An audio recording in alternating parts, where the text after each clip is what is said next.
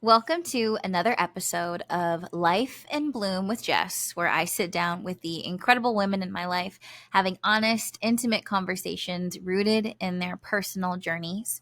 These women have helped shape who I am, and my hope is that their stories can do the same for you. My next guest is 32 years old, born and raised in Stockton, California. At 18, she moved to San Diego to attend San Diego State University, where she earned her Bachelor of Science in Applied Arts and Sciences, majoring in television, film, and new media with an emphasis in critical studies. It was in San Diego back in 2013 where she found her love of radio, a love that somehow turned into a full blown career and eventually led her to her current home in Baltimore, Maryland. Today, she is the co host of the Kramer and Jess morning show on Mix 1065, but her purpose goes far beyond a microphone or a radio show. Her mission is to be of service, using her voice and storytelling to create space for others to connect, to heal, and to make a meaningful impact. Her most intimate relationship, though, has been with herself. It's been a very long road to truly love her, and she's learning every single day how to do that. To see her, to hold space for her, to love her the way she deserves to be loved. And with every step, she's falling more in love with her than ever before. My next guest is me. Hello. I am back from my birthday slash vacation hiatus, whatever we want to call it. So my intention was actually to do this for my birthday because if you've been listening, which I appreciate you, thank you for being here. You know, I've been having amazing, incredible conversations with very important women to me, and I wanted to do this. So I also had some sort of record on how I felt and what I was going through during this time in my life at this age. So I want to, and I'm going to ask myself the same set of questions that I've been asking my family so I can look back one day and learn from the way I saw the world and how I saw myself. I just got back from San Diego. Gerald and I just took a vacation. We'll just do like a little mini recap before I get into it. And it was the freaking best. So I lived in San Diego for 10 years. I moved there right after I graduated high school. And it's just, San Diego is just a pivotal piece of who I am. I grew up there. I grew up there. All of my young adult years are there. And I also grew up going there. The first time I ever went there, I was 9 years old. And I went for my aunt's graduation. She took me to SDSU. And it was the first college campus I ever stepped foot on. And I remember walking on there, and the sidewalks have glitter in them and they sparkle. And I remember when she took me and I was like, I want to come here. I want to come where the ground sparkles. And so I always wanted to go there.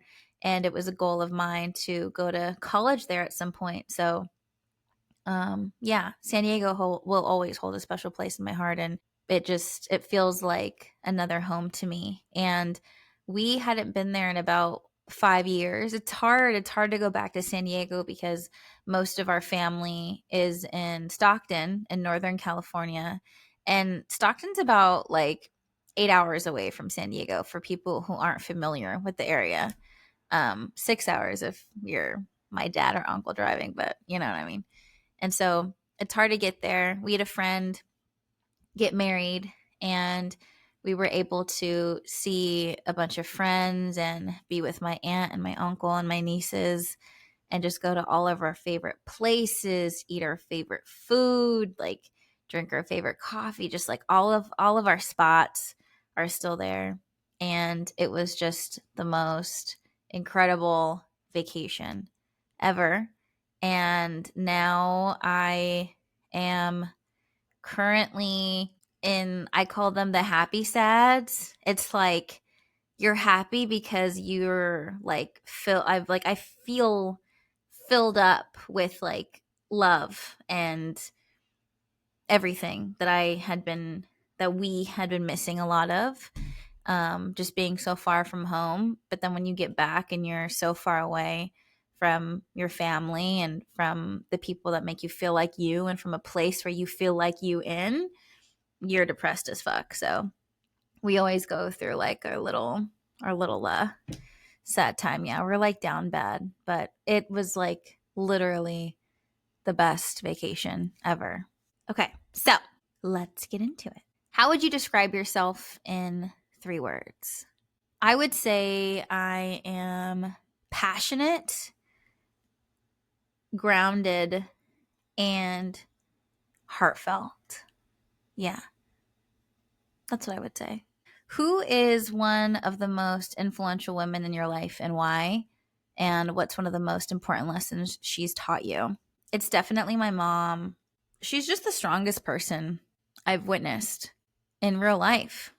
And I think the lesson that she's taught me is to keep moving forward, because everything I've seen her go through, even though it's been extremely difficult, and even if I've witnessed her clearly having a difficult time and going through struggles, I've also witnessed her continue to move forward in that difficult time.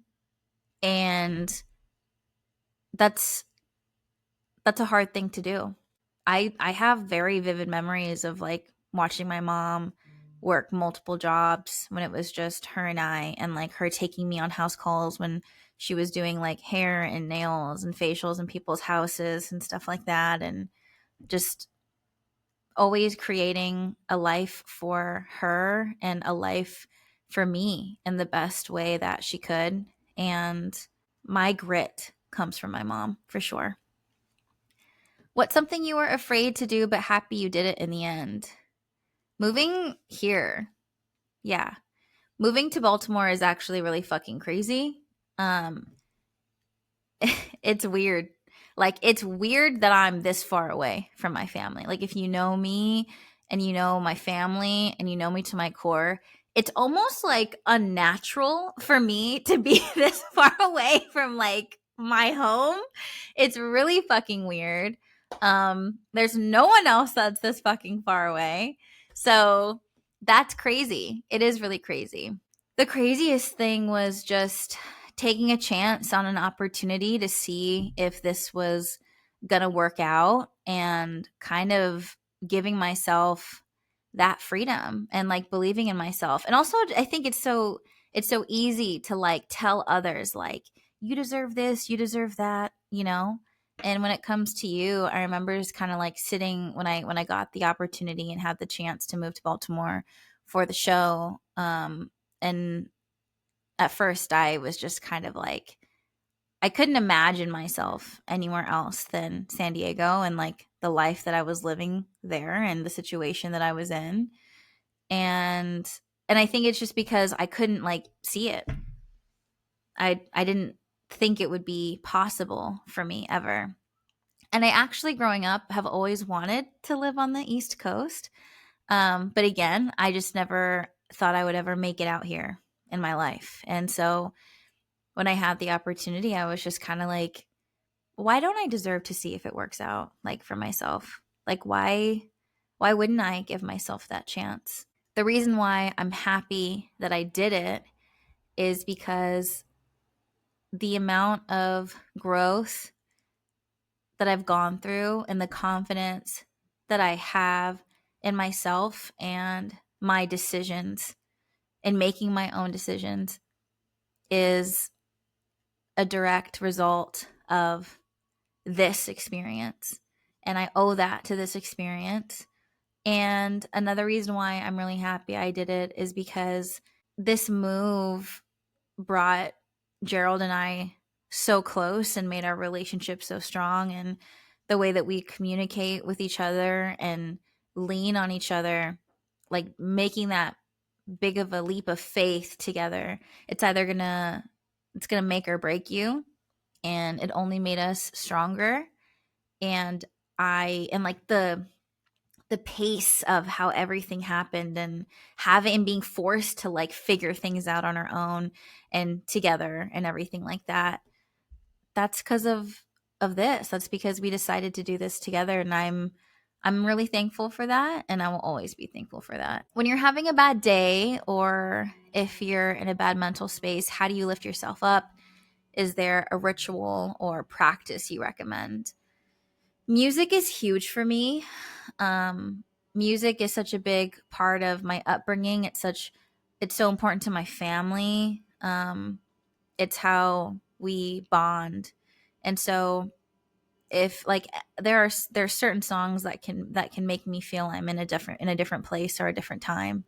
And so when I am feeling any type of way, any type of emotion, I really lean on music to either maybe like help me figure out what I'm feeling when I can't even describe it myself, or to help me get out an emotion. Like there are some times where I can feel upset or like feel a heaviness in my chest, and I don't know where it's coming from or why I'm feeling it, but I know that it's something that I just need to release. And so there's certain music that I'll put on that'll just kind of like help me cry it out. So listening to music for sure. And also getting flowers and making a bouquet for myself. I love I love going to Trader Joe's and not just like buying one that's already put together, but like really picking and choosing different kind of flowers and like leaves and all that kind of crap, and just making it and putting it together. The process of also like taking off the dead leaves and like cutting the stems and putting them together and arranging them. It's just so therapeutic for me. What's something you're struggling with right now, and how are you dealing with it? Ah, fuck. Friendship breakups and homesickness. Yeah, it's fucking annoying. Friendship breakups are like, they're fucked. You know what I mean? And especially at this age, you really see if certain relationships are going to stand the test of time. And it's sad because I think the saddest friendship breakups are the ones that you wish weren't happening in the first place, but know that you're going in different directions. And like that has to be okay. It just fucking hurts, you know?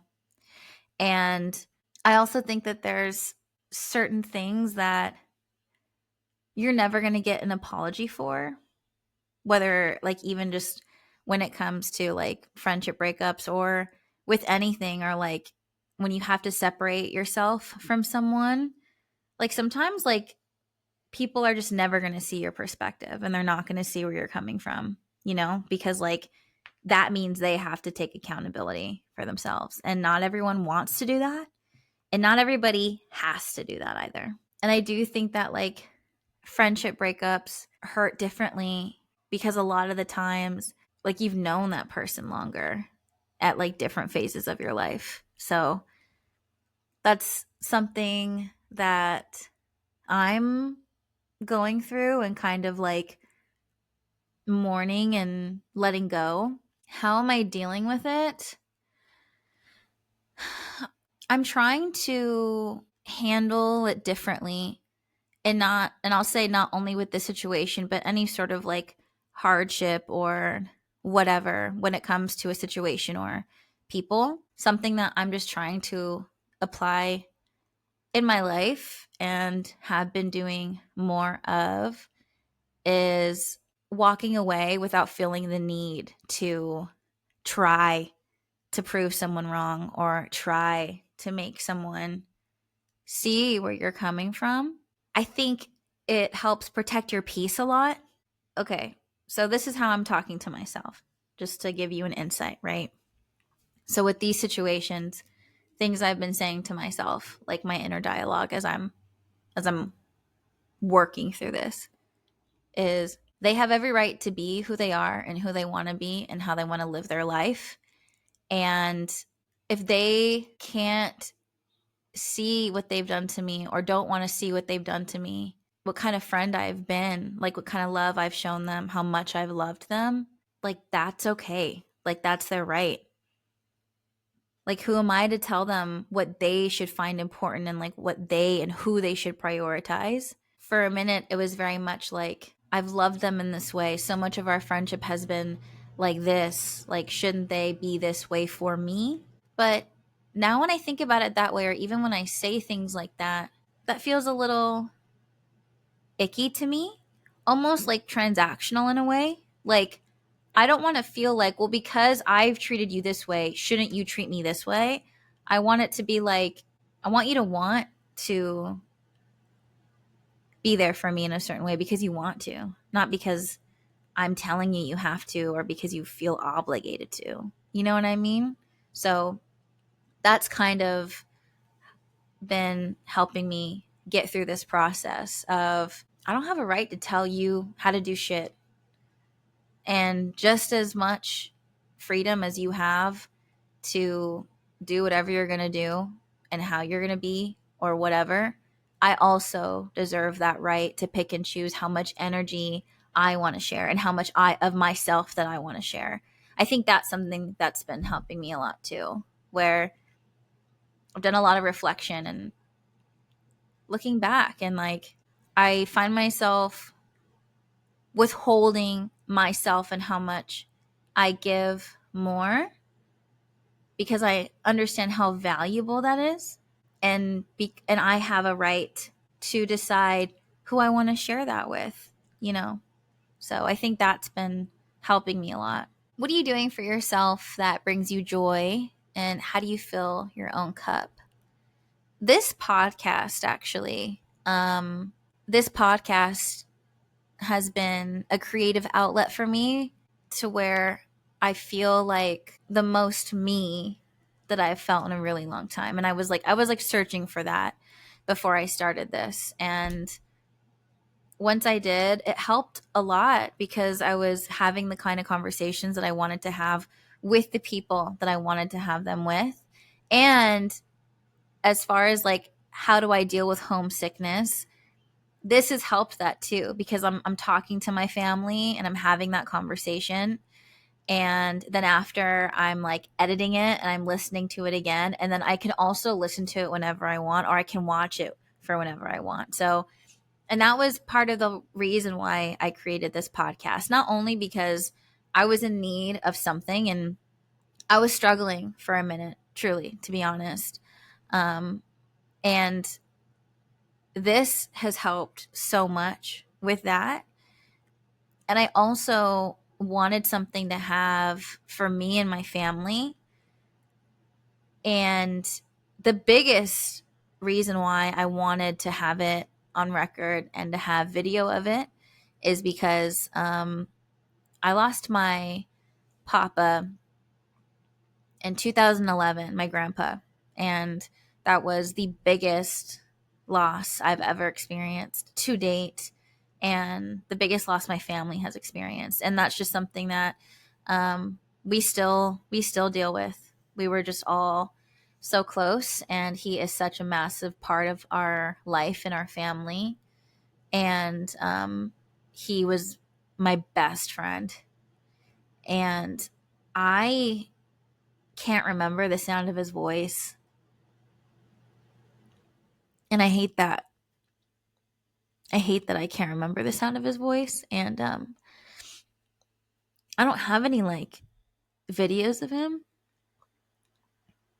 And you know, like growing up, like I think it's a luxury to have like a camcorder or like whatever. I think it's like a luxury to have like a video recorder, to have home videos, you know what I mean? Cuz like those like recording devices were expensive, and like no one had that, you know?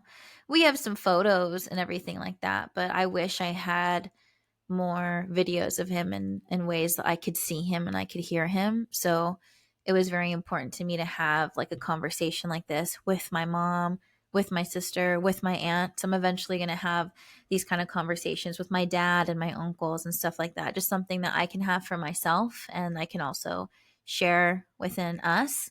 that has been so helpful to me. And I also want to make sure that it stays that way. Like before I went on vacation, I had recorded an episode with one of my aunts, and before I was going to release it, she decided that she didn't want to release it. And I think for a second I got kind of caught up in, like, I guess the work side of it all, like needing to air it at a certain time and release it, you know? But more than anything, the conversations are for us. It's a special moment that I have with her. And if she doesn't want to share those intimate stories and those personal things, like, she doesn't have to, you know? So I think that's something I also want to make sure I protect, where, like, it's okay. Like, it's okay if she changes her mind. I'm also gonna have, like, different conversations with my family where it's like, yo, are we just doing this for us, or am I this is something that I can share, and maybe just making sure everyone is on the same page, like, for sure before we do this, you know? But I felt myself, like, after the fact, obviously when she said that and she told me she didn't want to air it anymore, like, that's totally fine. But after the fact, I, like, felt this pressure of, like, fuck, like, I need something to release, and that's something I don't want. I don't want to feel like that. Like, this is supposed to be an outlet for me, you know, and I want to make sure it stays that way, because that's how it stays to be my thing, that's bringing me joy and filling my own cup, and I don't want to lose that for this, you know. Side note, another thing that really does make me happy is getting my nails done. Like, I don't know what it is. I really don't. Like, it just makes me feel like a different fucking human being. I broke one of my nails, and it was one of the most painful experiences ever. Like, this shit was literally broken in half. It was so bloody. It was disgusting. So, like, but for a week or so, I literally just had, like, a short ass nail compared to my other ones, and I was like, I don't even know who this person is. Like, I would cover my other fingernails, and I would just look at myself, me, and my short ugly one, and I was like, I don't even recognize myself. I didn't realize how much I needed that. I needed that for my soul, but I needed that. What's the biggest obstacle you've overcome, and how did you get through it? There's two things that I would consider one of the biggest obstacles that I've had to go through so far in my life. One is leaving an unhealthy relationship, and the other would be going back to school. Leaving the unhealthy relationship that I was a part of on and off for about 8 or 9 years was difficult, because staying is easier than choosing yourself and walking away. Because starting over is terrifying, especially when you're in a situation where the other person makes you feel like you're not capable of anything else, and you believe them. Red flags to watch out for, to help you identify if you're in a situation like that: when your partner isolates you from family and friends, when they try to make you rely on them more, whether it be emotionally or financially, and kind of slowly take away that agency to where you need them. And also the way that they talk to you. Like, if they're talking down on you and what you're doing and what you want to do, and if you feel like you can't be yourself, and, like, you're code switching with your own fucking partner, you know? Those are all big red fucking flags. So if you feel that way, then you're not in the right situation. And I know you know that. If you are, you can feel that.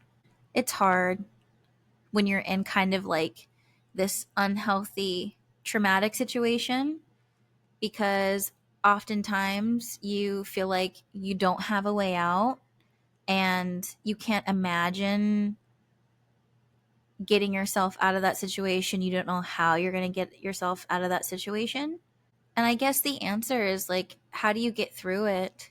Unfortunately, there's nothing anyone else can say to you. It's a decision that you have to come to terms with on your own. And unfortunately, a lot of the times it's like you get yourself to a breaking point.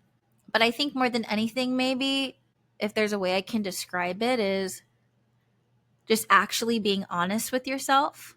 I think for the longest time, I would make excuses to others and to myself that the situation that I was in wasn't as bad as it was. Or, well, he's just being this way because of this. He's just talking to me this way because of this. He just did this one time and it won't happen again, right? But that's not true. And I think when I finally said to myself, you are miserable, unhappy, and unsafe. Is this really how you're going to live the rest of your life? Not, do you want to live the rest of your life? Can you live the rest of your life? Like, no, straight up, like, are you going to live the rest of your life this way? Is this what it's going to look like? Because if you stay, then that's what this is.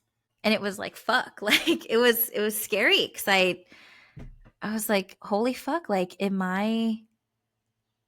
is this what my life is going to be? And I didn't want it to be that way. I didn't have a plan. I didn't know where I was going to live. And it was terrifying. But the feeling of getting all of my shit and walking away and knowing that whatever I was about to do next, just the opportunity and the possibility was so freeing. It literally was like I could breathe. Like, I don't even know where I'm going and what I'm about to do and like what the fuck is going to happen, but I actually feel like I can breathe. And that, I promise you, if like you're there right now or trying to get out of that situation, is so worth it than staying where you are, because you don't have to stay there. And you will figure it out. You will. As far as going back to school, so I want to share this because I feel like there are certain times that things are difficult and they're scary. And this also goes to like leaving a fucking long ass relationship and you don't know anything outside of that. Like, you have to force yourself to do that. Like, it doesn't feel natural to take yourself out of your comfort zone, clearly, you know? So I think sometimes when we're scared to do things, we like ask ourselves, like, does it feel right? Is this the right thing? I don't think I'm ready. I don't think I'm ready. Like, you're never going to be ready to like change your life. Like, that's like, it doesn't work that way, you know? Because it feels uncomfortable. It feels fucking scary. And when I was going to San Diego State University, there were a lot of things going on in my life, a lot of outside factors, and I was in a terrible place and I was doing terrible things to myself, and I wasn't taking care of myself emotionally, mentally, and physically, to the point where it was obvious that that clearly something was wrong, to the point where one of my professors told the dean, and she called me in and had a meeting with me and asked me to take a break from going to the university to seek help, because there's like a thing where you can take some time away from school while still being able to come back and finish where you pause. And thank God, like, honestly, like, at the time it was so humiliating and embarrassing and scary, but like, thank God that whatever professor reached out to the dean did what they did, because I feel like if that didn't happen, I definitely would have flunked out, and I think I would have put myself in a position where I wouldn't have been able to finish eventually, or I just would have fucked up too much, you know. And going back and finishing would have been a lot harder than it was. But when that happened, you leave school, right? And you can be gone for a certain amount of time. But before you do that, you have to go to all of your professors and they have to like sign off on this paper. And that feeling of needing to face every single one of your teachers, and obviously they know what the fuck this is. You know, this isn't like a fucking field trip permission slip. Like, this is clearly, I'm leaving. You guys know I'm fucking leaving. You guys know that something's fucking wrong with me, clearly. And that was hard, going into every classroom and having to do that with all your teachers, and them like look at you with this like feeling sorry for you and like disappointed type look in their face, you know. And then when you come back, you have to do the same thing. And when I came back, I picked up, or I had to start over in the classes that I left, and all of these teachers were the same. So even though I was coming back to finish what I started, finishing school, I almost didn't go back, because going back to campus was just a reminder of the mistakes that I had made, and the ways that I failed myself to get me off track. And it felt like every day, like getting in my car and like driving to school was so hard, because it just felt like this reminder of the trouble that I had gotten myself in. And it felt like I wasn't strong enough to do what I needed to do. And it was just a reminder of how I failed. I felt like I failed in a way. And then having to go back and see those teachers, it was traumatic, because it made me feel like I was doing the exact same thing, of like them needing to sign off on my paper and me picking up, and they knew who I was and they knew what happened to me. You know, there was no way to erase that. After I did it, I almost didn't even want to finish school, because it was so humiliating to me. And I remember telling my Uncle Joey that I wasn't going to finish school anymore, because I felt like I just couldn't do it. Like, I didn't want to like sit in those classes every day and look at those teachers and like know what they know about me. And it felt like a failure, you know. And he told me that I worked too hard to not finish what I started. And the timeline doesn't matter. It doesn't matter how you get to the finish line. It just matters that you get to the finish line. And there were a few other words, a few other very encouraging words that he shared with me.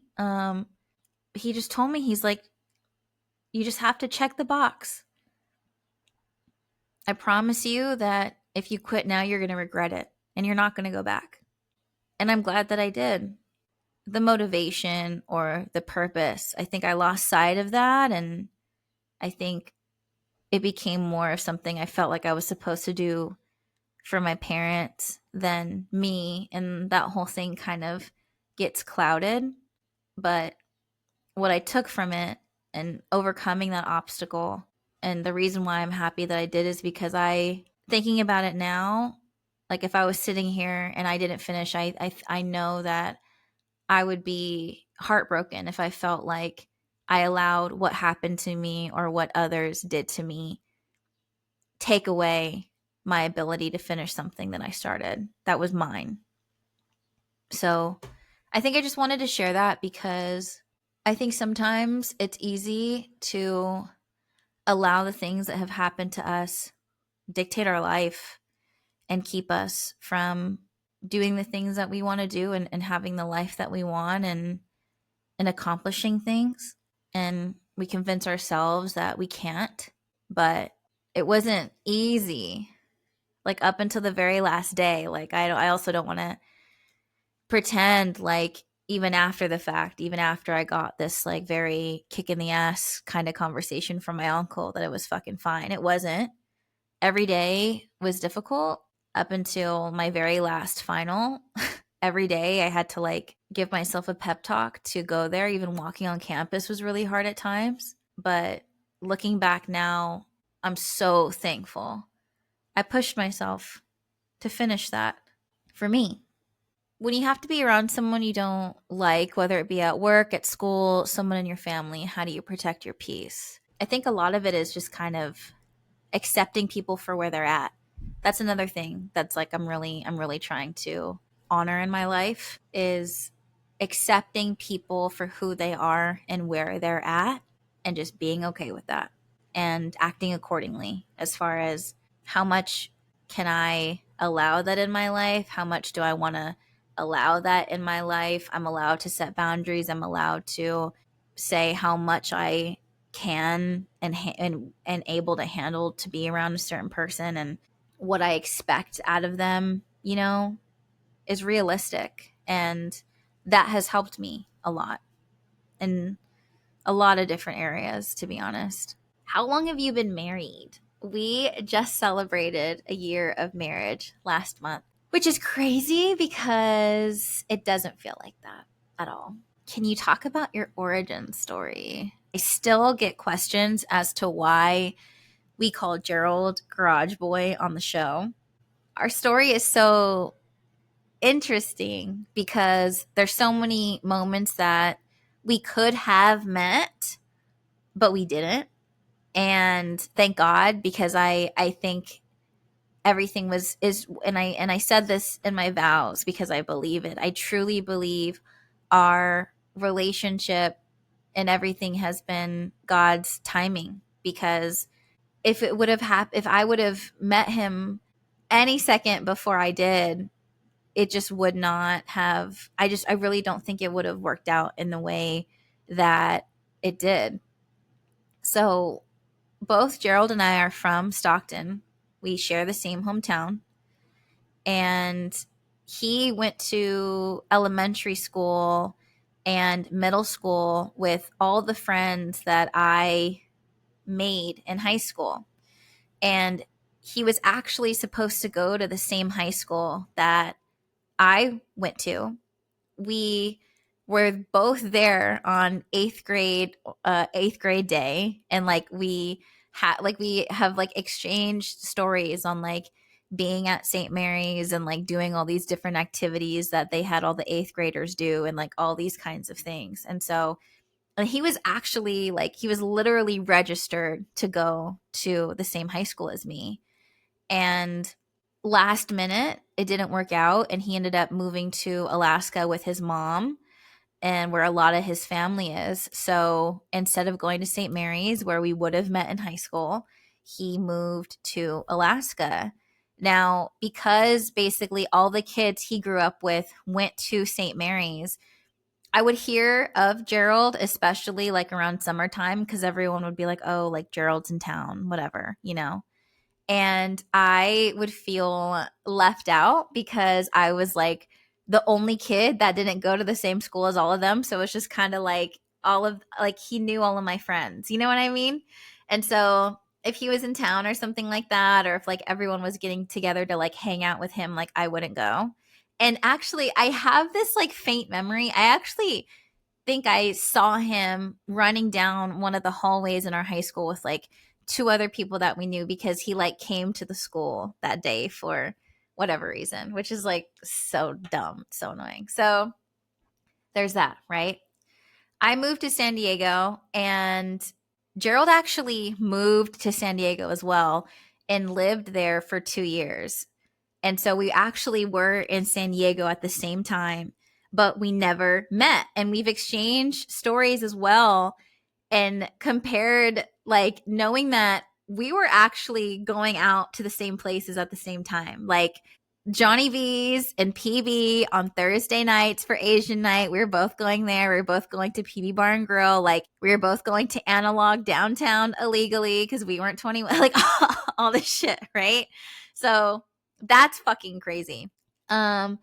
Fast forward a little bit to where he doesn't live in San Diego anymore. He moves back to Stockton. And there actually was a point where we almost met. My best friend Stephanie and I were celebrating our birthdays together, and he was in town for a mutual friend graduation in San Diego, but like in a different area that was probably like 45 minutes away from where we were. And I remember calling our mutual friend and being like, and because she was in town too, and I was like, oh my God, like, come out. We're going on this pub crawl in PB. You guys should meet us out. It's going to be so much fun. He heard her talking to me about the possibility of them meeting up and stuff like that. And thank God he didn't, because like we would not have vibed. I think that I would have scared the shit out of this man. If he would have come out on that fucking day of me and Stephanie's birthday when we were wearing like the Steph AF and Jess AF fucking leotards and shit. Oh my God. No. No, no, no. And that's what I'm saying. Like what I was doing, how I was living, the place that I was in, like all this kind of bullshit. Like, no. I was not ready for this man, and this man was not ready for me. And then he like every once in a while he started messaging me on Instagram, and like I just was irritated by that because I you don't fucking know me. Like, why are you trying to talk to me? Like, what the fuck? One time I went back home to Stockton and he messaged me like, welcome home. And I was like, ew, why would you say that to me? Like, we're not friends. And then another time he messaged me, how did you get your teeth so white? I was like, I brushed them. Like, what the fuck? So that irritated me. And then I was in the Pride Parade in San Diego and I took a picture with two people who were in the dance group 220 who Steph had dance in the parade for Pride. And he's like, oh, like, you know, so-and-so, I know them too. And I was just like, you don't have to fucking know everybody that I know. Like, get, like, what is your deal? Like, that was like my whole fucking vibe. I like wanted nothing to do with this person. Fast forward to 2019 on Black Friday. All of us meet up at this bar in our hometown and we have dinner. It's a good time. We're at market. One of my friends is on the phone with somebody and he's like, yeah, we're at market, come through. And I was like, are you talking to Gerald? Like, why are you like, I was being such a dick. I was like, why are you inviting someone? Like, everybody's here. Like, what's the fucking deal, you know? And then he came to market and he walked straight up to me, like, did not acknowledge anyone else. He walks straight up to me, looks me in my eye, and shakes my hand. And he's like, nice to finally meet you.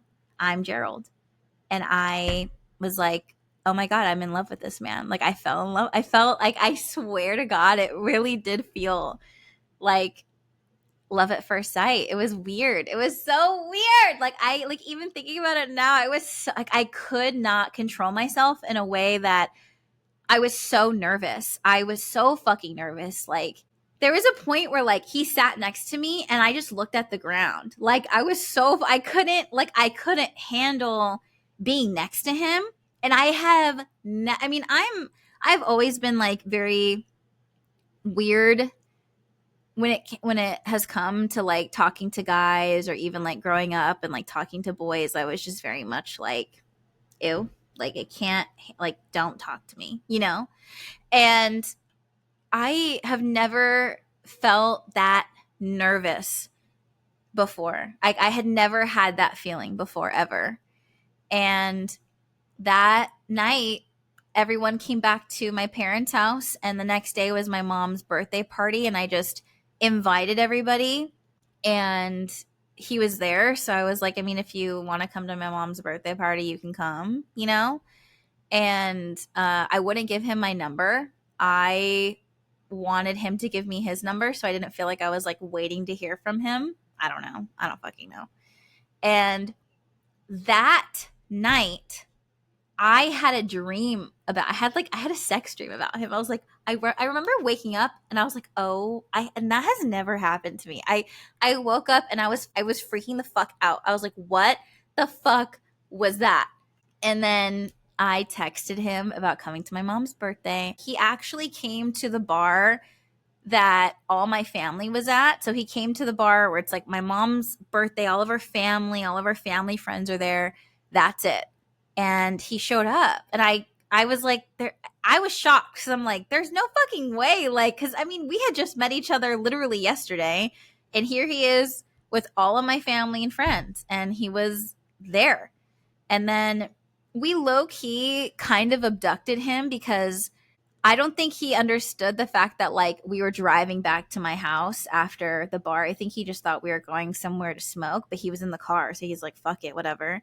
And then he came back to my house, and we hung out the rest of the night, and like it was like the funnest, sweetest, easiest conversation I had ever had with anyone. So the reason why we went to the garage in the first place. So my mom was having a conversation with someone at the party, and I could overhear what was going on. And at the time, I was not happy with the person that she was having the conversation with because they had done some shit to my mom that I didn't agree with, and I had been drinking. So I started like chiming into this conversation, and I like things were about to escalate, and he was just like, "Hey, like why don't we just go somewhere else?" And like he recognized that I was like about to lose my shit, and he immediately just like calmed me down. And I was like, "Okay." And then we just went to the garage. And then that's where Garage Boy gets his name, Garage Boy, because we hooked up in my parents' garage, and we ended up getting locked out. And so I had to call my sister, and she had to let us back into the fucking house. And it's like after that happened, I immediately freaked out because I was like, I've never done anything like that before. And like, I'm also home. Like, I don't like this isn't what I do. I don't want him fucking telling people shit about me. Like, this is fucking weird. I'm never gonna see this kid again. Like what the fuck did I just do? And then he was trying to be so sweet. Like he was trying to be like nice to me. I don't know. He was actually trying to be really nice to me. And I was like, you should probably go. And then when he went to leave, I was like, see you never. And he was like, we'll see about that. And then from that day on, we were together essentially. And we did 8 months long distance, him in Stockton, me in San Diego together. And then I got the opportunity to come out here to Maryland, and I asked him if he wanted to come with me. And I was just like, you can either come with me, and because the whole plan was for us to move together. It was for him to move to San Diego and live in San Diego together. And so when I got this opportunity, it was so weird too, because when it came about, I remember telling him about it. And when I had an interview for the job, and he was like, you're going to get the job. And I was like, no, I'm not. Like, don't say that. He's like, no, you're going to get the job. And I got it. And I just told him, like, you can come with me. I would love for you to come with me. But if you don't, and you have every right to say no, because like neither of us had even fucking been here before in our lives and have never even seen Baltimore ever. I was just like, I think that we should break up soon because I don't want to put you through that, and I don't want to put myself through like a crazy ass long distance thing. It was just something I didn't want to do. And he came with me, and now he's my husband. Ah! It's crazy. One thing I will say is I've always had a hard time making decisions for myself, being confident in my own decisions, like feeling like I need validation from other people on if what I'm doing is right or wrong or good enough. That's how I've always was growing up. But when I met him, he was it was the first time in my life that I was so sure. I had no doubts. I had no fear about him, about how I felt about him. nothing. And it's just funny because when I wanted to tell him I loved him, everyone told me not to tell him first. And I didn't care, and I did it anyways. And I mean, and if you've been listening for a while, I know you remember us talking about, like, I remember, telling the show on channel, like, I met this guy and, like, I'm going to marry him. And they're like, you don't know what you're fucking talking about. Like, all this shit, right?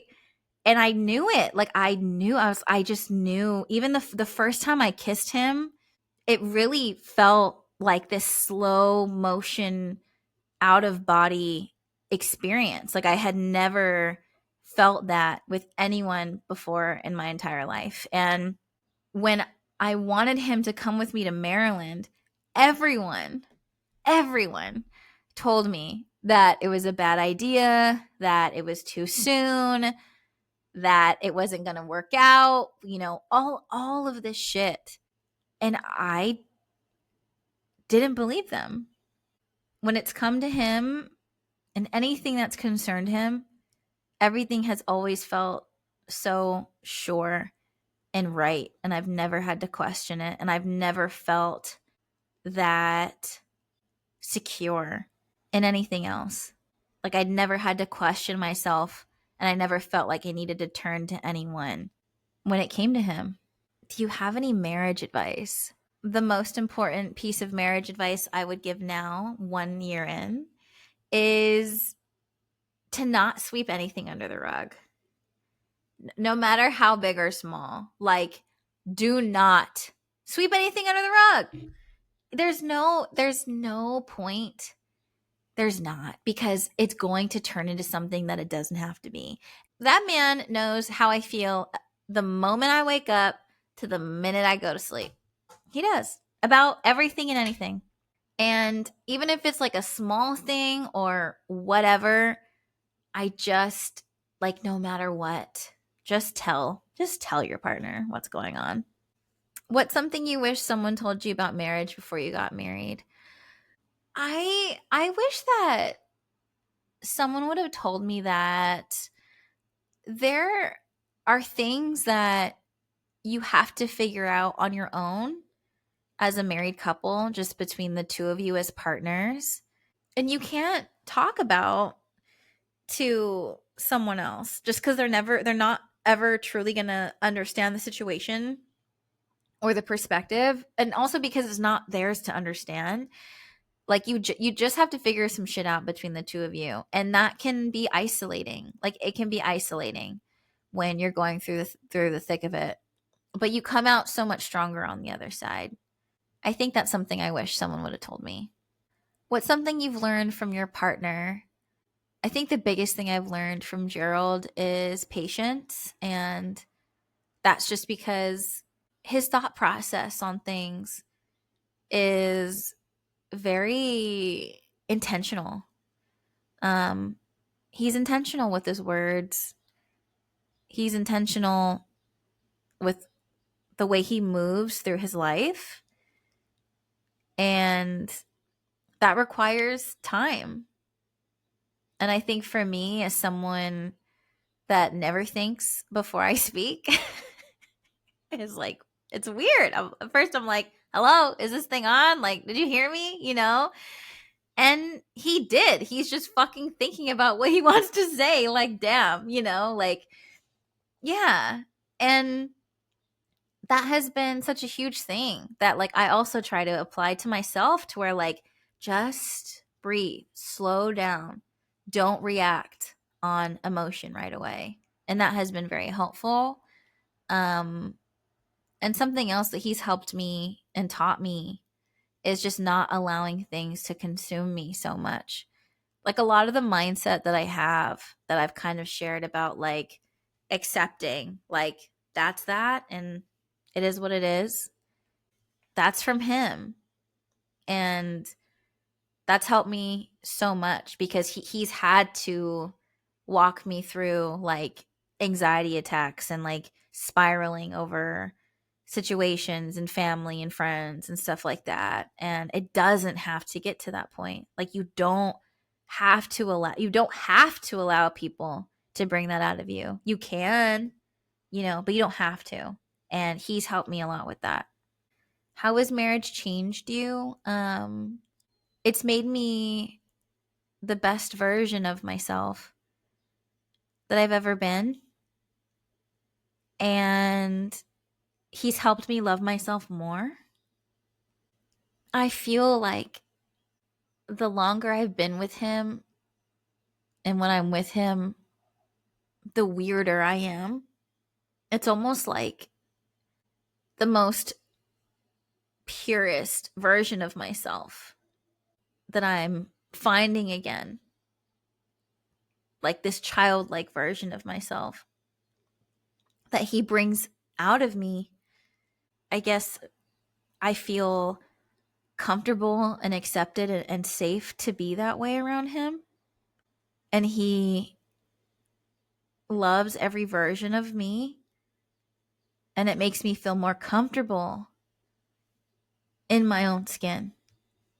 I feel I'm like weirder because he makes me feel like I can be that way, you know? And I love that. What's your advice for making a relationship work? I think the way that you talk to your partner matters. Just speaking to them with love and respect matters. I think it has the power to change everything for the better or for the worst. And again, this is just our dynamic. I understand that everyone's dynamic is going to be different. Everyone's humor is going to be different, but for us, like, not cussing at each other. Obviously, like when I talk, like when I'm like talking normally, obviously, I cuss a lot.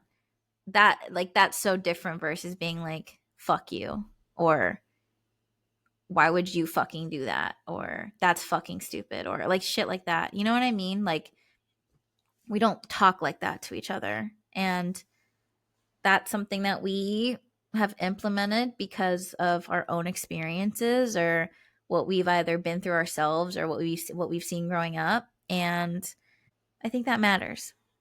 What advice would you give your 15-year-old self? I would tell her, you don't have to change anything about yourself to be beautiful or important. Like, everything you think you don't have and everything you're searching for is already inside of you. And like the love that you're seeking and the feeling of being wanted that you're yearning for, you have to find that love within yourself first. And also to treasure the family time that you have now. God, that's what sucks, doesn't it? Like when you're younger and all your family's around, it's like all you want to do is hang out with your friends. And friendships are important. They are. A lot of my friends I consider family, just because we've grown up together and they are a part of my family. But I'm more so talking about like being in the same place as like all your aunts and uncles and your grandparents. And like, not everyone's always going to be around, and not everyone's always going to be talking to each other, And I would just tell her to value that time more. What's something about your life that your younger self would be really proud of? She would be so proud of my marriage. I just think of myself when I was little and my parents were divorced or not together, and there was so much back and forth and not knowing and confusion and fear.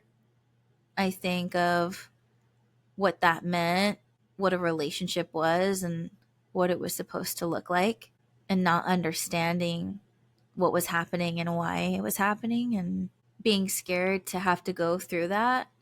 When I think about her, like this little girl, like watching all of these Disney movies, Gerald is better than any Prince Charming I ever saw, but he's real. And I feel like she would be so proud and like enamored by the way that we are loved by him. What's something about yourself you'd like to work on? I want to work on my understanding of forgiveness and what it means to me. Forgiveness means a lot of different things to different people, and I feel like that should be allowed. And like understanding that and like what that looks like for me and being okay with that. What do you love most about yourself? My ability to connect with others. I am so thankful for that gift and the experiences that it's brought me. It's like, it feels like magic to me. It's weird. Like, I can't explain it. Like, when I meet people and I don't know. I just feel like I know them. And it's cool. It's a really cool feeling. When do you feel you're most beautiful and what makes you feel beautiful? It's when I am at a family function.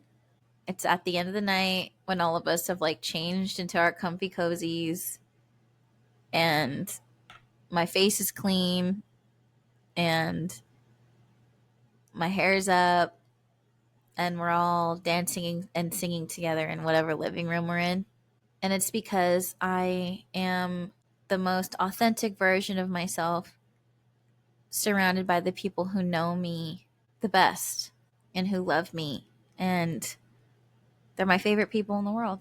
I don't want to ask if you have any regrets because I believe that God has a plan for everyone and I believe everything happens for a reason. But is there a lesson that you learned from a hardship that you could share that might help someone if they're going through the same situation? Yes. And it took me a long time to get to this question, by the way, to get to this point of feeling like I don't have any regrets and also getting to the place of like not being mad at God for certain things, but now looking at situations and asking God, what lesson is he trying to teach me here? And the hardship would be you don't have to settle. You don't have to settle. And you don't have to waste so much time to realize that. I really thought that the life that I had was my only option. And the kind of treatment I was experiencing was not only what love could amount to be, but what I was only ever going to experience. That like no one else would want me or love me or want to be with me or find me attractive. And half of that is because someone made me feel that way, and half of that is because I felt that way about myself. When you are in a toxic and unhealthy situation, half of the battle is fighting with what this person is essentially manipulating you and brainwashing you into what to believe about yourself, right? But then the other half is with yourself, convincing yourself what you think you deserve or what you're capable of receiving. And you don't have to settle. Like, you're not supposed to be mistreated. You're not supposed to withhold any part of your heart or your personality from your partner. It's weird. You're not supposed to feel like you have to hide anything. Like, you deserve to be happy and live your life. And if you're settling for anything less than that, there's a way out. Like, your life is just waiting for you. And I know that because it was so crazy. It was so crazy what happened and like this series of events that took place once I chose to walk away. How things started to align. And I fully believe that when you finally let go of what's not supposed to be there, it makes room for what's meant to be yours. It's just waiting for you. So whatever that means to you, whether it's like a relationship or where you're living or a work thing, like whatever it is. Fuck, man. You don't have to be unhappy. What are you looking forward to? I'm really looking forward to getting old with Gerald, like being old people, like being all wrinkly and shit. I think it's gonna be so funny. I think it's gonna be so funny, and I can't wait. It's gonna be so cute. We're gonna be so cute, like this old and wrinkly little, you know. Oh, it's gonna be so fun. Rapid fire time. What's your favorite karaoke song? 1,000 Miles by Vanessa Carlton or Can You Stand the Rain by New Edition? Incredible. What's something everybody loves that you can't stand? Peanut butter and jelly sandwiches, applesauce, and pie. I don't fucking get it. Also, just jelly in general. Like, I don't know. I don't get it. I just don't. What are your favorite comfort movies? Princess Diaries, Wedding Singer, and Never Been Kissed. Lilo and Stitch, yeah. What's your favorite comfort show? Gilmore Girls, How I Met Your Mother, Lizzie McGuire, That's So Raven. Boom. What song do you listen to when you need a good cry? I have a crying playlist, first of all, so I have a lot of options. Depends on the day, depends on the mood, depends on the kind of cry, like if I'm being completely honest with you. But one that just fucks me up so good is Lessons Learned by Alicia Keys and John Mayer. What song do you listen to when you need to lift your spirit that can help you get through something? Step by Step by Whitney Houston. Like, it changes my fucking life every fucking time. And then there's also like a remix of it that goes, that's even like EDM shit. If I really need to get my shit together, it's just, I love. Is there an artist or song you think people should know about? She's been around for quite some time now. But I feel like she's definitely starting to get more popular and mainstream since since fucking Rob on Love Island last season talked about her. And also Abby's obsessed with her, which was really funny and like really cool to see her want to like listen to her songs when we were on vacation in San Diego, and that's Biba Doobie. She's fucking dope. Oh wait, one thing I want to add for myself, just because I want this in here for me, like what shows am I obsessed with right now in 2025? Is it Battle Camp? I think Battle Camp on Netflix. I love reality TV on Netflix. I just think it's so crazy and so messy. I think it's Battle Camp. It's like weird. It's like all of these like uh nature challenges, races, games. Like I don't know if that's like, I never watched Survivor, but I don't know if it's like comparable to Survivor. But the cast is like from all the reality shows in Netflix universe. So we're talking like Love is Blind, Cheer, Perfect Match, The Mole.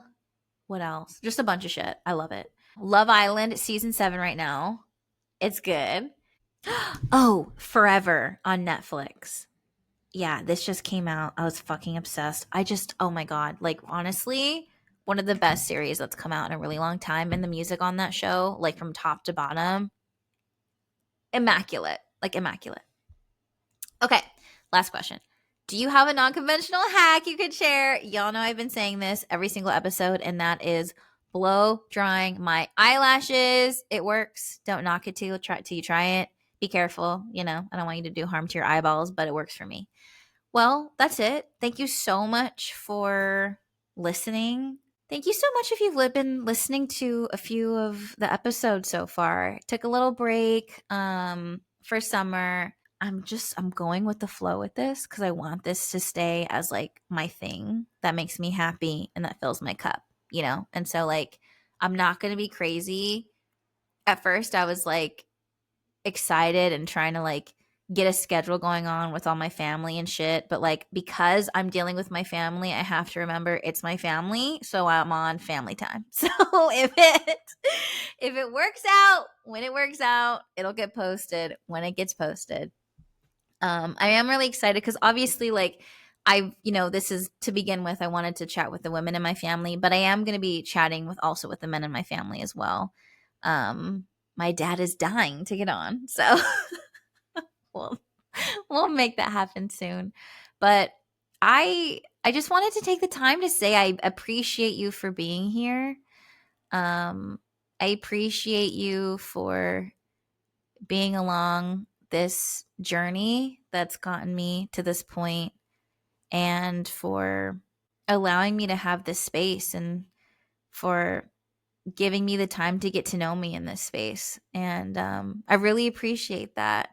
And I hope that some of these conversations have helped you in some kind of way, that's something that I really wanted to share. Like, my family has been through so much, like, together and as individuals. And I'm so thankful that some of them are willing to share some of that. And I know that we're all going through our own shit. And I hope that some of these stories make you feel like you're less alone, and can also let you know that you're going to get through whatever you're going through, and you're going to be better and stronger on the other side. So I appreciate you. Until next time. Bye.